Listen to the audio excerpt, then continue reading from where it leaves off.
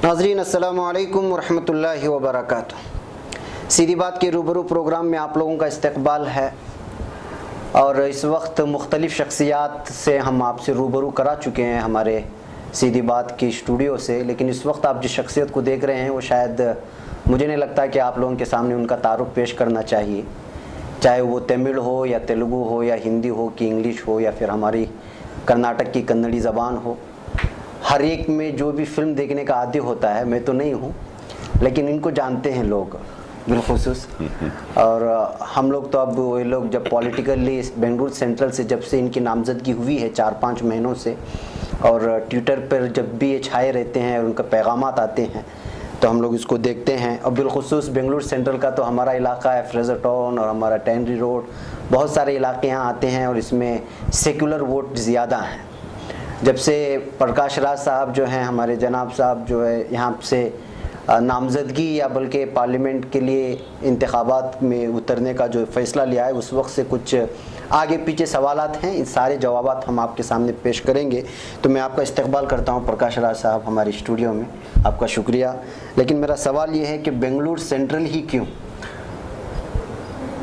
नमस्कार। देखिए, बेंगलुरु सेंट्रल मेरा कॉन्स्टिट्यूंसी है क्योंकि मैंने पैदा हुआ था मार्थास हॉस्पिटल में जो इस कॉन्स्टिट्यूंसी में है, और मेरा बचपन जी शांतिनगर और चामराजपेट में है, और मेरा स्कूलिंग सेंट माइकल स्कूल और फिर Saint Joseph senior high school यहीं पे था, Saint Joseph college of commerce यहीं पे था।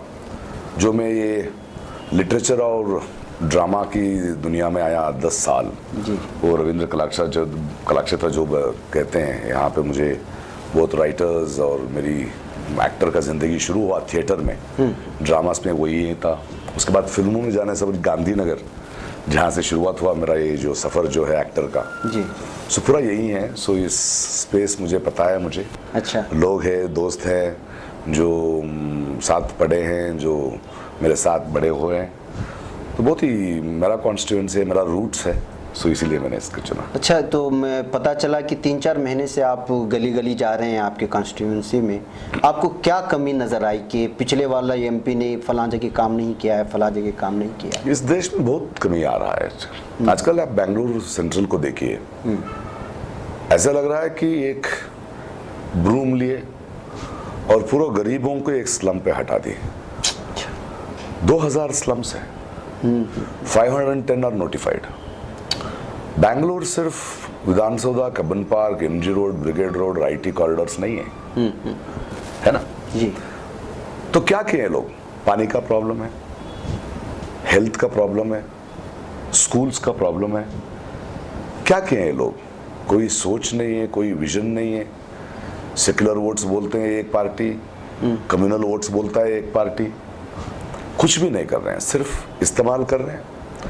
देखिए, ये देखना है इस देश में पूरा इंडियंस, भारतीय लोग जो है इस मुल्क का, एक डर से वोट डाल रहे हैं। इसकी कारण है 2 पॉलिटिकल पार्टी से इस देश में, कांग्रेस और बीजेपी। हर हिंदू कौम के बारे में नहीं सोचता है, लेकिन उन पे ये बोला गया कि माइनॉरिटीज जो है, क्रिश्चियन भी हो, मुसलमान भी हो, दलित भी हो, ये लोग आने से हमारा धर्म नष्ट होगा, तो ये लोग डर से वहां वोट कर रहे हैं। और कांग्रेस ऐसा एक पार्टी है तो दुकान खोल के बैठा है, क्योंकि लोग बीजेपी को नहीं डालेंगे तो यहाँ आ जाएंगे। तो ये लोग ने बिना हमारी परमिशन लेते नहीं लिया कि अनाउंस कर दिया हम सेक्युलर पार्टी है, हम क्रिश्चियंस का, दलितों का, मुसलमानों का पार्टी है। लेकिन दलित, मुसलमानों, क्रिश्चियंस ऐसे नहीं सोचते हैं, देश के सोचते हैं, मुल्क के सोचते हैं। सो इन दोनों लोग भी एक सॉफ्ट हिंदुत्व, एक हार्ड हिंदुत्व, पोलराइजिंग पॉलिटिक्स ही कर रहे हैं। किसी माइनॉरिटी का कुछ भी नहीं किए ये लोग। अच्छा, एंड दैट इज वाई ये हाल ऐसा है। बेंगलुरु 4-20 साल से इतने लोग आ रहे हैं, पोल्यूशन देखो, लोगों का एजुकेशन देखो जी, गरीबी देखो, पानी के लिए इतना तड़प रहे हैं इतने साल की इंडिपेंडेंस के बाद भी। तो क्या हो चुका? बहुत कुछ बदलना चाहिए। इस बदलने से पहले हमारा सोच बदलना चाहिए, क्योंकि किसी को गाली देने से कोई प्रॉब्लम नहीं है, कोई यूज नहीं है।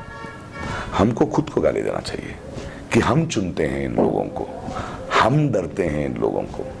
आज उस वक्त आ चुका है कि हमको देखना है कैंडिडेट कौन है, कौन सेक्युलर है, उसका जात नहीं, किसका आवाज ऊंचा उठ सकता है, कौन सीधी बात करता है, किसमें दम है, किसी को नहीं डरता है, जो देश का सोचता है, मुल्क का सोचता है, गरीबों का सोचता है। That is what we need today. Direct acting से पॉलिटिक्स क्यों?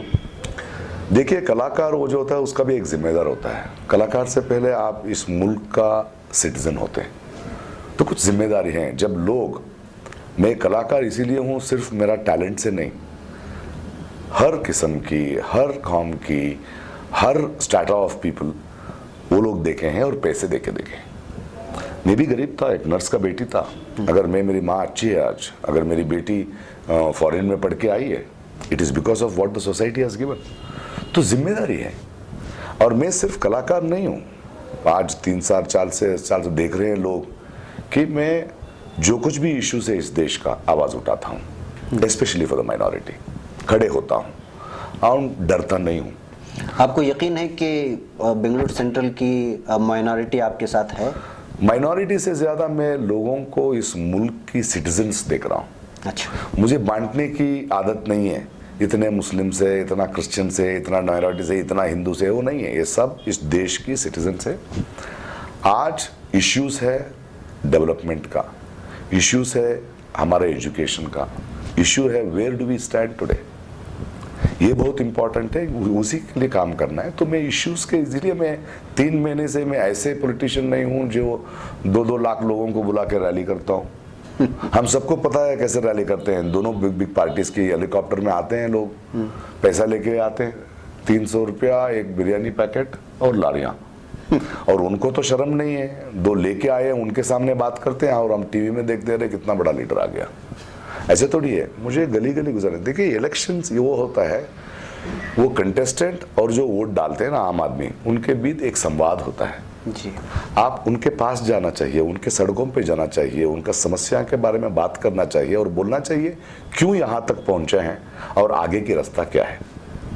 नो, हम देश के बारे में सोचना चाहिए। हमारा वोट जो है वो सिर्फ एक पीस ऑफ पेपर नहीं है जी, वो हमारा भाषा है, हमारा स्टांस है, हमारा देश प्रेम है, हमारा जिम्मेदारी है कि हमारा फ्यूचर है, क्योंकि ये देश हमारे पैसे से चलता है। कोई पॉलिटिकल पार्टी या लीडर उसके घर से नहीं ले आता है, और गरीब लोग ही टैक्स देते हैं और गरीब लोग ही वोट डालते हैं इस देश में। जी, अमीर लोग जो पढ़े लिखे हैं, वो 55% is voting percentage in Bangalore central, वो नहीं डालते। और हम देखना चाहिए जो पूरा धंधा बना चुके हैं ये पॉलिटिक्स का, आइदर रिलीजियस के नाम पे लेते हैं, नहीं आते हैं हमारे सड़कों पे। उनको पता है कोई लीडर्स बोल दिया, कोई नहीं बोल दिया, और स्लमों में जाते हैं, वहाँ क्रेन्स रेडी है, ये लोग वहाँ सड़क पे नहीं जाते हैं। उनका कहाँ का नौजवान कौन है, छोटा लीडर्स कौन है, वो लोग क्रेन जैसे वोट ले आके देते हैं। तो जिसके पास ज्यादा पैसा है वो देता है, जिसके पास वो जात का पॉलिटिक्स है वो जा रहा है। तो कहाँ जा रहे हैं हम? इसको बदलना है हमको, हम खुद बदलने चाहिए। एक सवाल ये है कि आपके बारे में कहा जा रहा है कि वोट तोड़ने के लिए आप आए हैं। ये कांग्रेस बोल रहा है, लेकिन कांग्रेस से मैं ये सवाल पूछ रहा हूँ, पिछले 10 साल से जो इलेक्शंस हुआ है, क्या जीते हैं वो लोग? जो जीत रहे हैं वो लोग बोल सकते हैं, बीजेपी बोल सकता है मेरा वोट, क्योंकि ये सेक्युलर सीट है। क्यों हारे हैं भाई? क्योंकि डिलीवर नहीं किए आप। और कांग्रेस ने तो रिलीजियस पॉलिटिक्स ही कर रहे हैं, लाइक बीजेपी बोलते हैं मुसलमान का इतना ज्यादा है, इनका वोट हमको आ जाएगा और क्रिश्चियंस का वोट आ जाएगा। नहीं आ रहा है ऐसे। ये लोग एक्चुअली भगा रहे हैं लोगों को। सो उन लोग बोलने में क्या है, मैं बोलता हूं आप मेरा वोट छीन रहे हैं। You are not letting a more secure. मैं सवाल करता हूं, बोलिए कांग्रेस इतने साल है, इतना है, माइनॉरिटीज के लिए क्या किए हैं आप लोग? चलो यार, आप 5 साल इसी गवर्नमेंट में हैं, क्या एक माइनॉरिटी लीडर को स्ट्रांग किया है आपने? कोई टाइम इन्वेस्ट किया है आपने? और यहीं का एक माइनॉरिटी हमारा जो कांग्रेस से खड़ा था, 4 लाख वोट मिले थे। कहां गए आप? अरे अगर इस इलेक्शन में जीतना हारना नहीं है, यू आर इलेक्टेड और यू आर नॉट इलेक्टेड। जीतना और हारना लोगों का होता है। रॉन्ग लीडर को जिताए तो वो लोग हारते हैं, राइट लीडर को जिताओ तो लोग जीतते हैं, वो होता है। यहाँ पे जीतना कबड्डी मैच नहीं है। तो ये 4 साल में आप कुछ काम नहीं किया, आपकी गवर्नमेंट था, ले आओ कुछ माइनॉरिटी के लिए, कुछ भी नहीं किए आप। और आज 20 दिन है तो आ जाएंगे आप, और एमएलसी बने आप, सो 3 साल में उसको छोड़ को उस जिम्मेदारी छोड़ के यहाँ आएंगे, तो क्या चाल है? लोग सुन रहे हैं, लोग देख रहे हैं। आज वही लोग जो 5 साल पीछे खड़े थे वही लोग आ रहे हैं, तो दोनों का रिपोर्ट कार्ड है ना हमारे सामने। सो लोगों को वो सोचना पड़ेगा, क्योंकि we need a secular leader. समस्याओं के बारे में बात करते हैं। मार्केट में बात है कि जो है बहुत ज़्यादा माइनॉरिटी आपके पीछे आ रही है, चल रही, कहाँ तक सच है? क्योंकि समझ रहे हैं लोग, देखो माइनॉरिटी बोलते हैं, अभी एक एमपी क्या करना है, और person who has lost the election, अगर वो हार गया, उसका काम ये है कि जो जीता ना उससे काम करवाना ना जी। क्योंकि आपके पीछे तो 4 लाख वोटर्स थे, it's a very big force, है कि नहीं? एमपी का काम क्या है? Why are you not making 8 MLA sit in one place? 8 MLA, चलो 3 भाजपा का है, 5 का कांग्रेस का है, लेकिन जीतने के बाद आप पार्टी नहीं है। क्या मीटिंग बुला रहे हैं आप? कॉर्पोरेटर्स को ले आ रहे हैं, चलो सेंटर से इतना फंड आ रहा है, स्टेट से इतना फंड है, शिवाजी नगर का प्रॉब्लम ये है, राजाजी नगर का प्रॉब्लम ये है, चामराजपेटे का प्रॉब्लम ये है, महाबलदेवपुरा का प्रॉब्लम ये है, बांटो, look at it, work no, और लीजिए। लोगों के बहुत लोग हैं, रिलीजियस लीडर्स है, there is lot of organisation, NGO है, उनको ले आओ, कुछ करो ना, कुछ सोच करो ना। भी पानी का प्रॉब्लम है, 10 साल से क्या कर रहे हैं बैठ के? सिर्फ एमपी को गाली दे रहे हैं, तो इनका भी सरकार था का लेखों को सेव नहीं करते। 33,000 पे कॉरिडोर ले आ रहे हैं। बैंगलोर सेंट्रल कॉन्स्टिट्यूएंसी को 33,000 का कॉरिडोर चाहिए या पब्लिक ट्रांसपोर्ट होना चाहिए? 6,000 बसेस है भाई जी, 15,000 चाहिए, वो नहीं ले रहे हैं आप। वाटर, बेसिक वाटर फैसिलिटीज कहां गए आपके विजन? एजुकेशन देखो, look at the Sachar report, highest number of illiteracy is in Muslim community. Auto driver में चाय वाला प्राइम मिनिस्टर बन सकता है क्या? ऑटो चलाने के लिए 10वां पास करना है? बैज नहीं देंगे, आप आवाज नहीं उठाएंगे? ऑटो चलाने के लिए 10वां नहीं, ऑटो चलाने के लिए सिर्फ ऑटो ड्राइविंग नहीं, वो ऑटो ड्राइवर को रात कितने बजे कौन सा मेडिकल शॉप ओपन है, कहाँ हॉस्पिटल्स है, बच्चे लोगों का स्कूल टाइमिंग क्या है, कौन सी ट्रेन कब आ रहा है, कब निकल रहा है, फिल्मों का थिएटर कब हो रहा है, कहाँ पे ट्रैफिक है, ये चाहना चाहिए। This is a talent. उनको आप स्किल डेवलपमेंट नहीं करवा सकते। शिवाजी नगर में आइए, इतने स्लम है, सेकेंड हैंड रिपेयर शॉप, कहीं भी तो शिवाजी नगर ही आना है। क्या उन बच्चों लोग पढ़े लिखे नहीं है क्योंकि 4th स्टैंडर्ड 5th स्टैंडर्ड से बाहर आ रहे हैं बच्चे लोग? क्या उनको स्किल डेवलपमेंट, वो स्किल नहीं है? क्या हमारा भाई एक इलेक्ट्रिशियन है, ऐसे कहा उसको आप स्किल नहीं कराते हैं? उसको कंप्यूटर नहीं, सेंटर नहीं खोलते आप? हमारा स्कूलों को आप रेडी नहीं करते हैं। गवर्नमेंट स्कूल है, हमारा टैक्स से जो स्कूल बनाते हैं, लेकिन वहां पढ़ाई नहीं हो रहा है। तो हमारे पैसे से स्कूल हो चुका है, फिर भी गवर्नमेंट प्राइवेट स्कूल को जरा गरीब कहां जाएगा? They are out of schools. क्या सोचते नहीं है आप लोग? पेपर्स नहीं है स्लम्स में, स्लम लोग तो है ना यहाँ पे, गरीब ही रहना है क्या? अरे हम गरीब है यार, हमारा बच्चा गरीब होने की जरूरत नहीं। हम पढ़े लिखे नहीं है तो बच्चों को क्या पढ़े लिखे लगे इसे छोड़ेंगे? There is equal education you want. This is simply saying minority के लिए कर रहा हूं। क्या कर रहे हैं आप लोग माइनॉरिटी के लिए? कुछ नहीं। बातों से कुछ नहीं होगा। आपको ऐसे आदमी चाहिए इस मुल्क में जो इन सब समस्याओं का पूरा अंदाज है, जिसके पास हम क्यों यहां पहुंचे उसका कारण भी पता है और फ्यूचर भी पता है। What is a vision? काम करने वाला चाहिए, उसको इच्छा शक्ति बोलते हैं। यू शुड हैव अ संकल्प होना चाहिए, you should have an intention to do it. Vote bank नहीं है लोग। तो छोड़िए बेंगलुरु सेंट्रल का तो प्रॉब्लम सब भी बोल दिए, अभी मैं टोटली पूरे हिंदुस्तान की बात करूंगा। तो आप क्या सोचते हैं कि हिंदुस्तान कहाँ जा रहा है?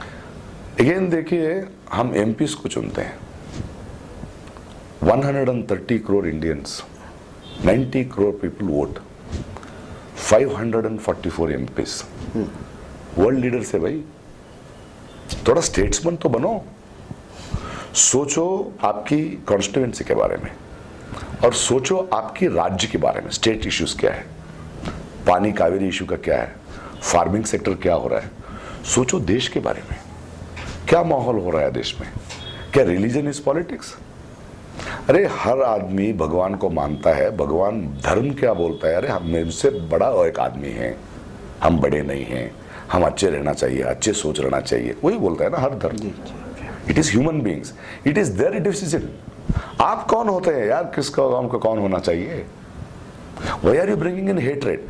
एंड हेट्रेड जो आ रहा है, एक पार्टी कर रहा है, दूसरा पार्टी देख के बैठा है, आवाज उठ। मैं सीधा सवाल पूछूं, कितने लोग हैं हमारे माइनॉरिटीज में जिसने मुझसे ज्यादा आवाज से पूछा है? दैट इज वेरी इंपॉर्टेंट ना। सेकेंडरी सिटीजन्स बन रहे हैं। कहां चल रहे हैं देश? पूरा जुमला चल रहा है देश में, ओनली जुमला। This can not be done. इसीलिए वक्त आ चुका है, नेशनल पार्टीज दोनों जो है, इनको इस देश से, इस मुल्क से भगाना है, दोनों को। और सिटीजन, देखिए कॉन्स्टिट्यूशन जो है, इंडियन कॉन्स्टिट्यूशन, उसमें पार्टी नहीं है। अच्छा, उसमें ये है, बहुत सोच समझ के बनाए हैं वो लोग। आपकी कॉन्स्टिट्यूएंसी क्या है, आपका लीडर जो आपको रिप्रेजेंट करता है उसको चुनाइए। ये लोग प्राइम मिनिस्टर को चुनाते हैं, आम आदमी नहीं। ये लोग चीफ मिनिस्टर को चुनाते हैं, आम आदमी नहीं। सो फर्स्ट आपकी आवाज वहां रहना चाहिए, किसी पार्टी का आवाज नहीं। लाखों वोट लो, दोनों बोल रहे हैं हमारा पार्टी सेंटर में आना चाहिए, इसलिए मुझे चुनाओ। दोनों का प्राइम मिनिस्टर ऑलरेडी रेडी है। हमको हमारा, एक बोल रहा है 18 आवर्स हमारा प्राइम मिनिस्टर काम कर रहा है, जो आज 10 साल से एमपी है। मैंने बोल रहा हूँ वो कर रहा है भाई 18 आवर्स, आप क्या कर रहे हैं?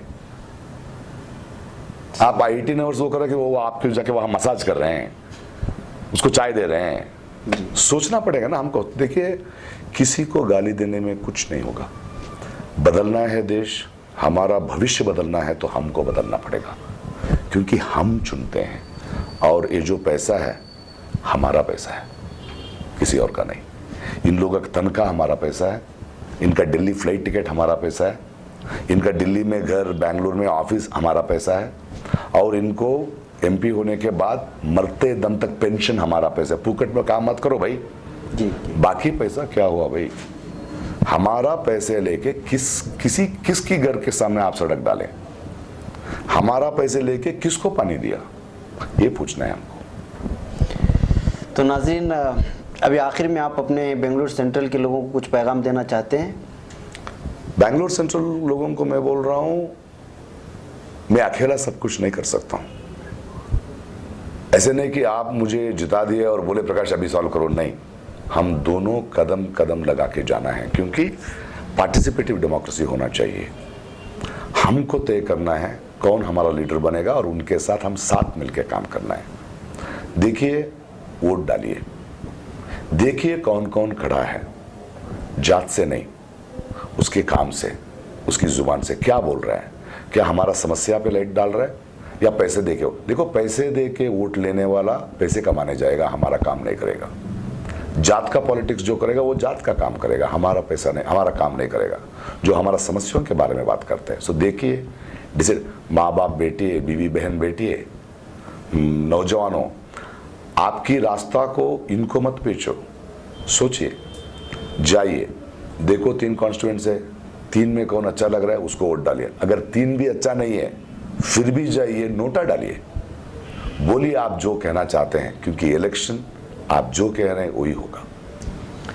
तो शुक्रिया प्रकाश राज साहब, आप हमारे दफ्तर तक आए और लोगों तक अपना पैगाम भी पहुंचाए, आपके कीमती वक्त निकाले। तो नाज़रीन, ये थे प्रकाश राज साहब। मुझे तारुफ पेश करना ही नहीं है, पूरा हिंदुस्तान इनको जानता है।